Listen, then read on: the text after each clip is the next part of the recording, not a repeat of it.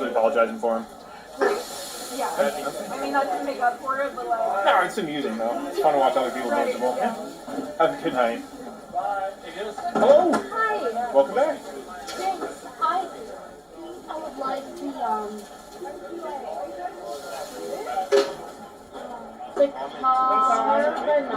Okay. But will I have like a free Grub truck on my like app? Oh, yep. So what you want to do is we'll actually do this. Very, very rarely are they not, and then somebody in their group is usually apologizing for them. Yeah. I mean, not to make up for it, but like... No, it's amusing though. It's fun to watch other people miserable. Have a good night. Hello! Hi! Welcome back. Thanks. I would like the car, but no. Okay. But will I have like a free Grub truck on my like app? Oh, yep. So what you want to do is we'll actually do this. Cool. Thank you. Absolutely. How many more do you need? That's the second one? Awesome. Don's mom. Oh wait, yeah, one. Maybe I didn't have a free one. It's right here. And then what was the next? Don't forget to move this. The carbonara. The carbonara Mac of the week. Here, I'll grab it for you. Excellent. And then click see rewards. Enjoy. And it looks like you do not quite have enough points yet. Oh, that's okay. That's okay. $10.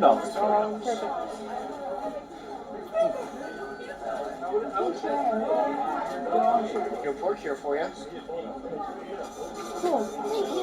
Thank you. Thank you very much. Where'd the pen go, guys? Where's my pen? How are you guys doing? How are you? I'm doing fantastic. Seem to have lost my pen, but that's fine. What can I get for you? Can I get Just two mac John and cheese, please? Definitely. I get Thank you. and pork tacos. Oh yeah. How many pork tacos would you like? Just come with one.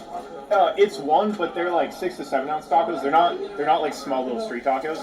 I normally eat 2, 3 is a lot for me. So one would be fine if I was getting pasta or Yeah. Yeah, that's gonna be I better, almost 2 pounds of I food. better get 2. Okay, you got it. I got 2 pork tacos? Done. 1 5 cheese, 1 basil pesto, 2 pork tacos, $24.50 for you. Thank you. 2 Don's moms.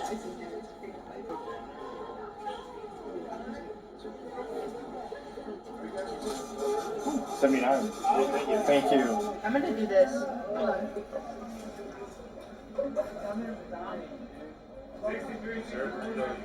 If we decide to, since we list Oh, people have fallen.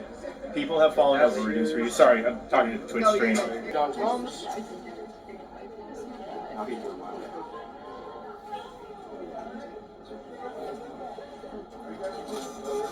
$79. Thank you. I'm gonna do this. Hold on.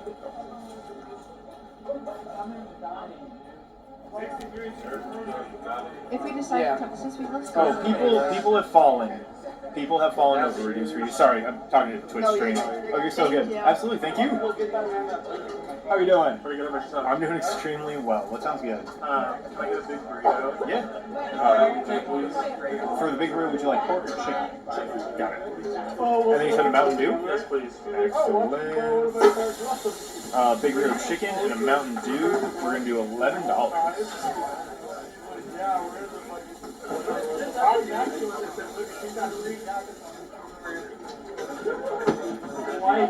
Here's Mountain Dew and order 80. Thank you very much. Hello. I need 2 chicken burritos with extra slaw. 2 chicken burritos with extra.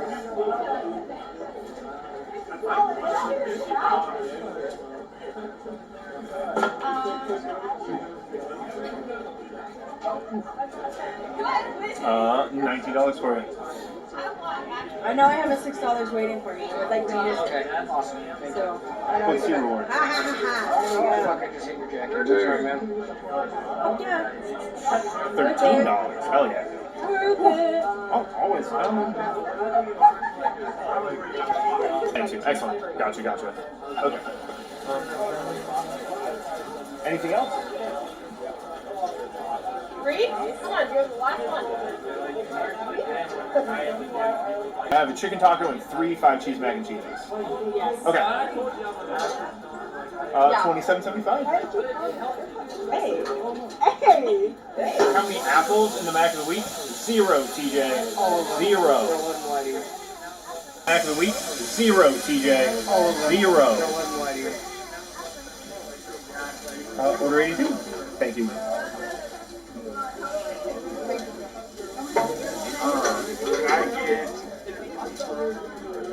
Can I get?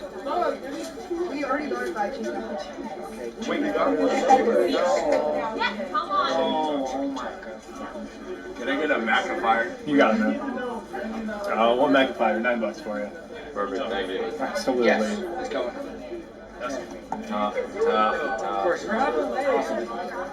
Dessert burrito forks ready. Order 83. Perfect, thank you. Thank you. Alright, and then it's all on you.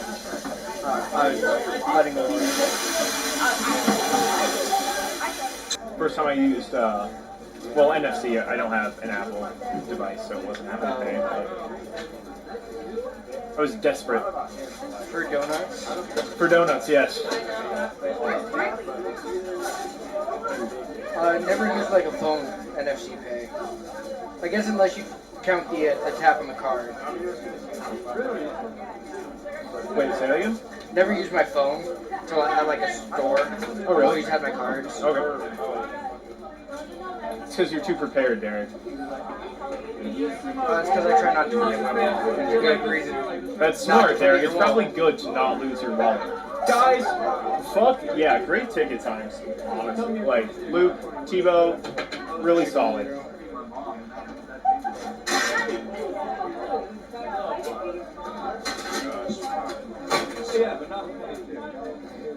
Love it. Very So pleased. Joe, how Alright, close are we back to in. you sitting down all Friday nights?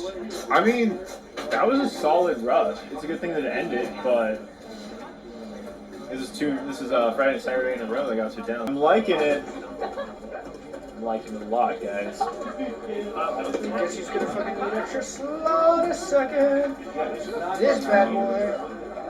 Tebow's thinking to himself, if I start slowing down on Meg, maybe I'll get to sit down. Tomahawks, what's the side for? Hello. Hi. How are you doing? Good, how are you? I'm doing extremely well. What sounds good? Guess that death by garlic and add chicken to it. Yeah, definitely. Death by garlic. We'll add chicken to it. Anything else for you? And then can I do the 5 cheese? And 5 cheese? And can I add chicken to that? Of course. We're doing death by garlic with chicken, 5 cheese with chicken. Anything else? That should be it. Love it. $23. So you guys have any NFC go Ben, any whatever sort of payment you have on your phone, we can take. Order 84. Thank you. We do not have the scan one though. So like if you're trying to pay with Cash App and you have to like scan a thing, we don't have any sort of QR crap. How are you doing? Sorry, go Oh no. Good. Excellent. Sorry. What can I get you? Can I get 2 chicken tacos? 2 chicken tacos. You got it. What big burrito? Chicken. $7.50 if that's everything for you. Slide. Yeah, slide, tap, insert, facing you with a chip, any of it.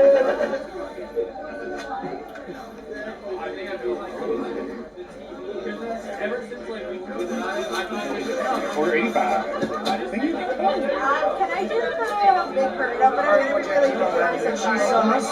Can I get it without the top? Yes, yes, you absolutely can.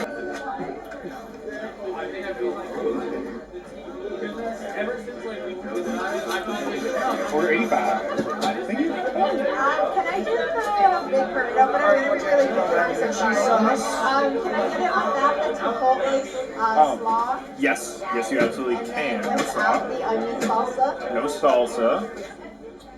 And do you guys have sour cream or no? We do not. Okay, that's fine. Okay. Would you like chicken or pork to be the meat thing? Chicken. Chicken. Welcome back to my mental health and crime channel. My name is Huda London. This is for educational purpose only. This is the case of the Idaho quadruples. I'd like to start by paying my deepest condolence to the families of the 4 victims. It's been 2 years, a week ago, and it's a tragedy that will never bring these 4 victims back. But I hope that the correct justice is served for the 4 victims and that the correct people are brought to justice. Because I personally still believe that Brian Christopher Koberger could be involved, but that there are other people involved in these horrific quadruples. I don't believe it was just one incident or one coincidence that happened. I believe it was a couple of incidents that were happening that night. I believe this could have been definitely pre-planned. It looks like something that was organized. The motive is difficult to know because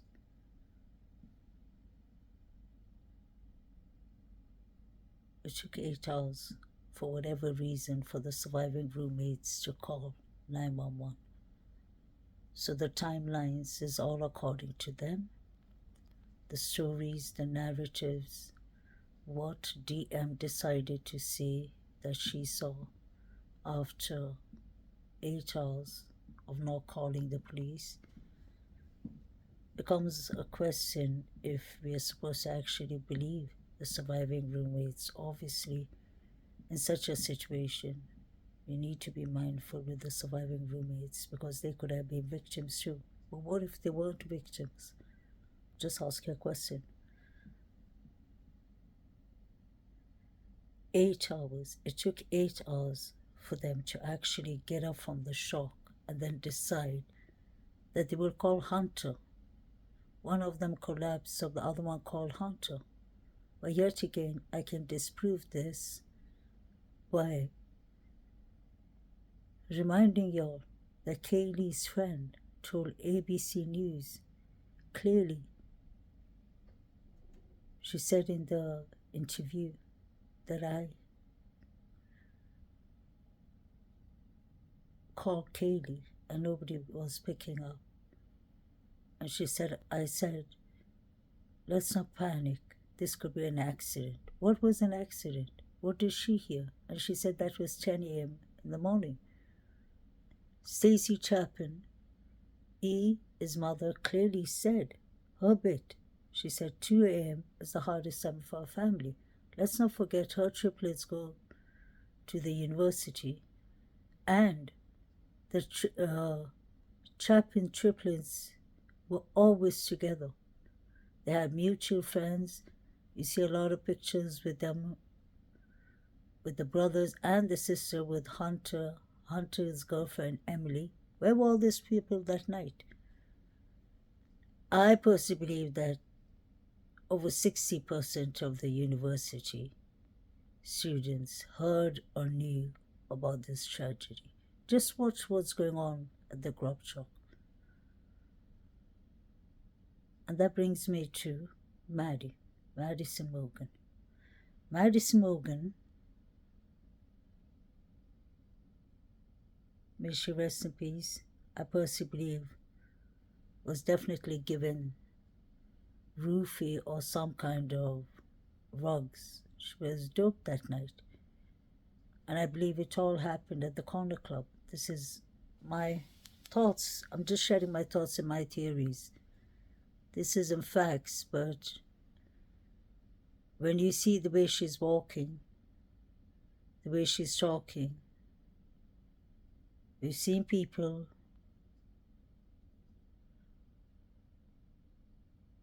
drinking and getting drunk and intoxicated, but not in such a manner.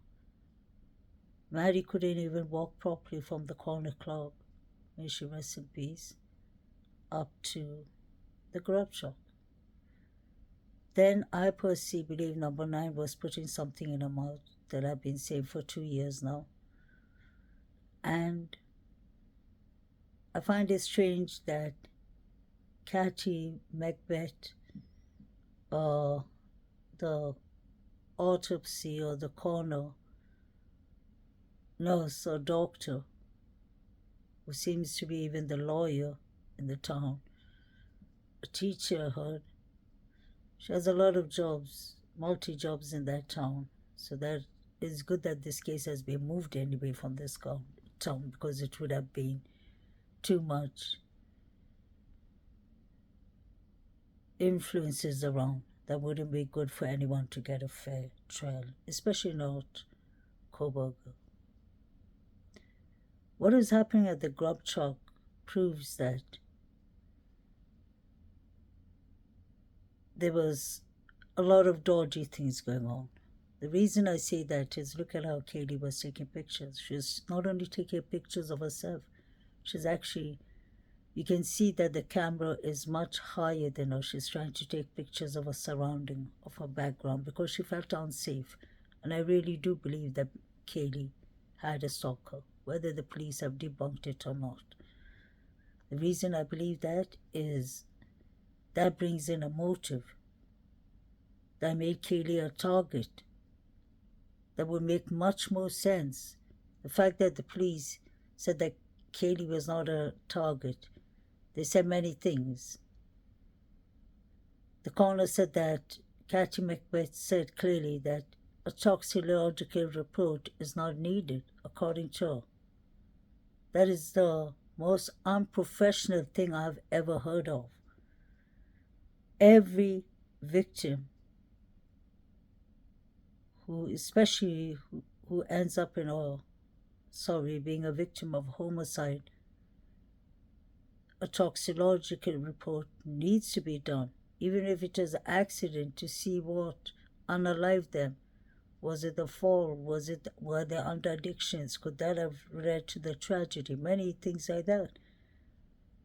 And when you think of it, number 9 was putting something clearly, I believe, in Kaylee's mouth. In Maddie's mouth. I believe it was Maddie's coat, that was a black long coat that was found at Taylor Avenue. How did it get there? I would love to know how that coat got there. And then we see the police picking up the coat, checking it and throwing it back in the bushes. What was that about? Coming back to the Grub truck, everyone seems to be on some kind of mission there, and it seems like they all are on. I've been saying that for 2 years. They're surveilling these 2 young victims. These 2 young victims look like they are not only victims, that they're prayers for these people here. Everyone seems to be from Jovito. These are just my thoughts, allegedly. Some people say he's carrying a camera in his Coca-Cola can. I don't know that, but he keeps on waving it very carelessly. And I drink Coca-Cola. I know that people usually don't like to kill the fizz of Coca-Cola, so why would you be shaking so much? There's many things that are not right that's going on. If you notice, you have David Lodge, the one with a senep yellow, kind of mustard yellow kind of hoodie, and the black jacket and the cap, with his other 2 mates. They were waiting. As soon as Kaylee and Maddie walked in, they turned their backs towards the cashier so that Maddie and Kaylee couldn't see them. Hoodie guy walked with the girls and came in, and then he looked at David Lodge and his friends, and they looked at each other. It looked like they nodded heads or something, but it's quite far. But you can see, if you go back to the Grub truck video, pay attention to when the girls walk in, right up to what hoodie guy David Lodge and his friends are doing. You can even see Maddie shocked when David Lodge comes to pick up his food. Let's not forget, it was said that David Lodge had a fight that night with what's his name, with Zan and E. You have the mayor saying it was a crime of passion. You have the prosecutor saying that it was the house that was the target, the resident. And you have Idaho Moscow Police Chief Fryer and Captain Lanier saying that it was one of the victims or more of the victims that were the target. But this was the house that everyone seemed to have the code for. Brutally murdered. Investigators say the two surviving roommates have been very cooperative with police. Potentially they are witnesses, potentially they are victims. We want potentially to protect they're the key to potentially this whole thing. Exactly. Potentially they're the key to this whole thing. Tonight, some shops are closing early. There's frustration with police and fear in the community. Did you hear anything that night? Anything out of the ordinary? I'm like 50 yards away. Yeah. It was like, that's scary for me. Police walking back earlier claims that there's no threat to the public. We still believe it's a targeted attack. But the reality is there's still a person out there who committed 4 horrible, horrible crimes. So I think we got to go back to there is a threat out there still, possibly. Investigators piecing together a timeline with videos from that night. 2 of the victims seen here at a food truck on their way home from a bar. The other 2 had returned from a party. Police found no signs of forced entry, but Kaylee Gonsalves' sister telling us that people were in and out of the house all the time. When I'm looking at this door, it's like a keypad with numbers on it. Mm-hmm. But that's how they got in and out. So there is that door. There's also a back sliding door. And I will say, yes, there's that keypad lock on it. And my sister was absolutely a door locker. This was the party house and it's been generations. And so I won't say that they were very private with that code. And David, just know the coroner confirming that all 4 students were stabbed to death. This as investigators say they're going to local stores asking if anyone recently purchased a fixed blade knife. What investigators won't say is why it took nearly 8 hours for a 911 call to be made. And David, tonight we still have no suspect and no murder weapon. So this made it only more problematic when you think of it, that everyone had the code of the front door, or mostly everyone had the code. Then you had the sliding door that doesn't honestly seem to be locked often. Kaylee's sister, Olivia herself, said that the front door is code for generations has been given out. So it could have been anyone who's been in that house. Brian Koberger could have been included. He could have lent out his knife sheet or his knife. Maybe one of the girls, like just like Kaylee had a stalker. Maybe one of them felt really unsafe and she knew him and she asked him to lend him.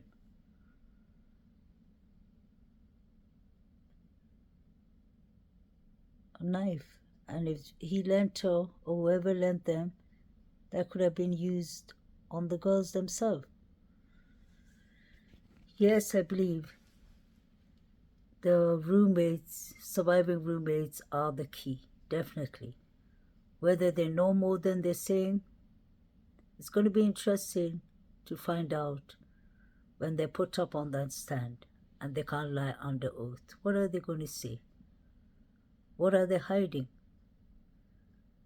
8 hours, the smell of red liquid would have got to them. It's not one person, 4 people unalived in the most brutal, horrific manner. We saw the red liquid seeping out of the house. Are the surviving roommates trying to say that they didn't hear anything, that they slept through everything? After especially DM said that she saw a man with a black mask covering his mouth and nose, and he had bushy eyebrows. He was 5'10". Brian Koberger 6'1", 6'2". So that description is wrong. The white Hyundai Elantra is wrong. All the things seems to be wrong. The FBI did not join this case until the 17th. So what was actually going on in this investigation? They weren't conducting a face-to-face interview. Anyone who felt unsafe were allowed to go home. I do understand that we need to be mindful that these college students needed to go to their loved ones and go home to their families and get support. But then on whose behalf did that happen? On an important investigation that the real people, the real suspects could have gone home and come back. I always ask myself, if Brian Kohlberger is not guilty, if he's actually really not guilty, could that be the reason could that be the reason that he's not taking a plea bargain or taking any kind of deeds with the prosecutor? They want the death penalty to be taken off because I believe that Ann Taylor really believes that Brian is innocent, and I think they believe they can prove his innocency. I don't believe this is a white to black case. It's not going to go left or right. I believe that there's a lot of gray areas in this case. They have to prove a lot of things. I wonder how many people were involved in this investigation. We know that it started with Idaho Moscow police, then they got the prosecutor, everyone else involved. The FBI was not involved till 5 days later. Idaho police, state police was involved and the detectives. How much evidence was collected? The garbage that was taken was only from 3 areas nearby. I don't think this investigation was handled right. The police never knew the timelines of Zana the whole time. They just made us believe that they came home at 1 o'clock. If it wasn't for Olivia went and found the Grub truck video and the timeline, after she corrected them with the timeline and said that Kaylee and Maddie did not come home till 1:56, they still insisted that they came home at 1:45. After I showed you that post that Grizzly True Crime put up 2 years ago, if you go back to a couple of my posts, you'll see, which was, I think, very interesting. This young man who's Eaton, his friend, got this text from Eaton at 2 a.m. exactly that night, saying that he was at the Sigma Chi fraternity party at that time. So he couldn't have been at home before 10 past 2, 2:15. So the couple weren't home at 1:45. Why wasn't all these things changed?